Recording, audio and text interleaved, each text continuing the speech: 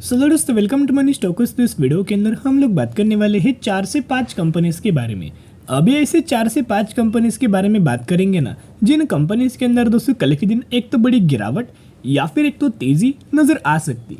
Updates क्या है, कौन सी कंपनी, चलिए हम लोग बात कर लेते हैं जिनका एक बहुत बड़ा रोल हमें मार्केट के अंदर प्ले हो सकता है इन कंपनीज से रिलेटेड। तो चलिए एक एक करके कंपनी के बारे में हम लोग कवर अप कर लेते हैं। तो सबसे पहले कंपनी है जिसका प्राइस 4433 रुपीज़ के आसपास हमें क्लोजिंग नजर आया है। आज के दिन 3.5% की गिरावट नजर आ चुकी है। सबसे पहले कंपनी का नाम है फाइन ऑर्गेनिक्स इंडस्ट्रीज लिमिटेड, यानी कि फाइन ऑर्गेनिक्स की अगर बात की जाए तो कंपनी का सितंबर क्वार्टर का रिजल्ट्स हमें आ चुका है। तो किस तरीके से कंपनी ने परफॉर्म किया है चलिए बात कर लेते। तो फाइन ऑर्गेनिक्स की अगर बात की जाए तो जो कंपनी का जो सेल्स का जो डेटा नजर आया था ना, यानी कि सितंबर महीने का डेटा अपडेट हो चुका है।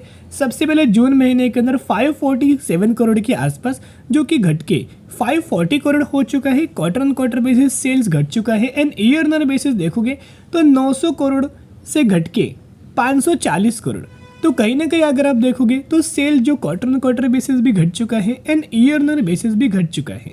साथ में अगर आप कंपनी का प्रॉफिट्स देखोगे तो जो कंपनी का जो प्रॉफिट्स है वो 100 करोड़ से बढ़ के 103 करोड़, लेकिन अगर आप वही ईयर ऑन बेसिस कैलकुलेट करेंगे तो 203 करोड़ से घट के 104 करोड़ 103 करोड़, यानी कि क्वार्टर ऑन क्वार्टर बेसिस तो स्टेबल परफॉर्मेंस तो है ही, लेकिन ईयर ऑन बेसिस गिरावट इनके प्रॉफिट्स के अंदर नजर आ चुकी है। तो बहुत ज़्यादा चांसेस ये है कि हमें कल के दिन इस कंपनी के अंदर गिरावट नजर आ सकती है। और सबसे बड़ा दोस्तों क्लू ये है कि अगर आप फाइन ऑर्गेनिक्स का टेक्निकल चार्ट पैटर्न देखोगे तो येलो लाइन इंडिकेट्स करता है 50 डेज का EMS and grey line indicates करता है 200 डेज का मूविंग एवरेज। तो कहीं ना कहीं अगर आप देखोगे तो जो भी कंपनी 50 डेज का मूविंग एवरेज को ब्रेक करता है, 200 डेज का मूविंग एवरेज को ब्रेक करता है, कंपनी के अंदर गिरावट होना स्टार्ट होता है। ये पैसेज अगर आप देखोगे यहाँ दोस्तों गिरावट होना हमें स्टार्ट हुआ था। यही भी कंपनी ने क्या किया था, 50 एंड 200 डेज का ईएमएस को नीचे क्रॉस किया था। इसने भी 50 एंड 200 एमएस को क्रॉस किया है, तो और हमें कंपनी के अंदर गिरावट नजर आ सकती। सेकंड जो कंपनी है जो कि 540 रुपए के आसपास ट्रेड कर रहे हैं, इस कंपनी का मार्केट कैप देखोगे तो लार्ज कैप कैटेगरी से बिलोंग करता है। हम लोग बात कर रहे हैं यूपीएल लिमिटेड के बारे में।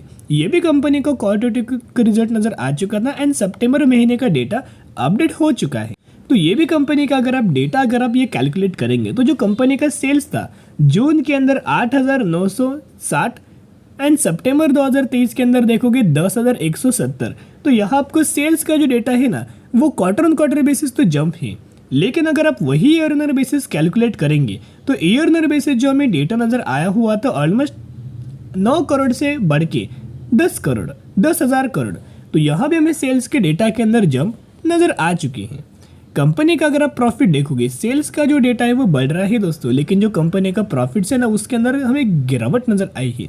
102 करोड़ से घट के डायरेक्ट नेगेटिविटी के अंदर चला गया था -293 crore and year on basis compare करेंगे तो 1360 करोड़ से घट के -300 करोड़, यानी कि इस कंपनी के अंदर हमें गिरावट नजर आ सकती। नेक्स्ट जो कंपनी है जो कि 908 रुपए के आसपास ट्रेड कर रही एंड ये भी कंपनी का मार्केट कैप देखोगे तो 1.5 लाख करोड़ का है, यानी कि एक लार्ज कैप कैटेगरी से कंपनी बिलोंग करता है। हम लोग बात करें अदानी ग्रीन एनर्जी लिमिटेड के बारे में। तो अदानी ग्रीन एनर्जी लिमिटेड की अगर बात की जाए तो इस भी कंपनी का हमें सितंबर महीने का डेटा अपडेट हो चुका है। तो कैसा ओवरऑल परफॉर्मेंस हमें अदानी ग्रीन एनर्जी का नजर आ सकता है उसके ऊपर हम लोग बात करेंगे। सबसे पहले इस कंपनी का मैक्सिमम का चार्ट दोस्तों अगर आप देखोगे ना तो 2800 रुपए के आसपास कंपनी का प्राइस जा चुका था।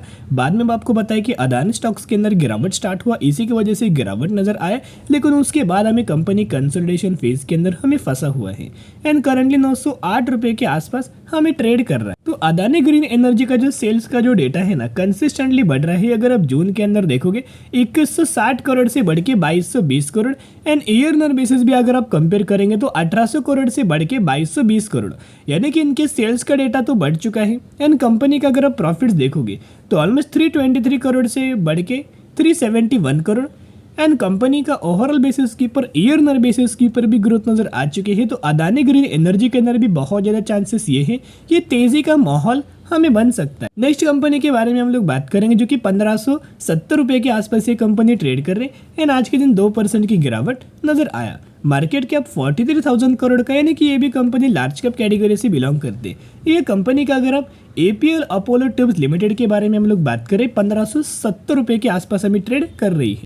तो अपोलो ट्यूब लिमिटेड की अगर बात करें तो इस कंपनी के अंदर बहुत ज़्यादा चांसेस ये है कि और हमें तेज़ी आपको नज़र आ सकती है, तेज़ी वाला माहौल हमें बन सकता है। तो इस कंपनी का मैक्सिमम का चार्ट देखो तो 11,000% का रिटर्न शेयर होल्डर्स को बना के दे चुका है एंड ओवरऑल बेसिस के ऊपर कंपनी का जो डेटा है ना 4,500 करोड़ से बढ़ के 4,600 करोड़ एंड प्रॉफिट्स भी देखोगे 194 करोड़ से बढ़ के 203 करोड़। तो ईयर ऑन बेसिस भी क्वार्टर ऑन क्वार्टर बेसिस के ऊपर भी जंप है। कहीं ना कहीं इस कंपनी के अंदर हमें तेजी वाला माहौल यह बन सकता है। जितने भी कंपनीज के बारे में हमने बात किया, आप कल के दिन इस कंपनी के ऊपर नजर रख सकते हो।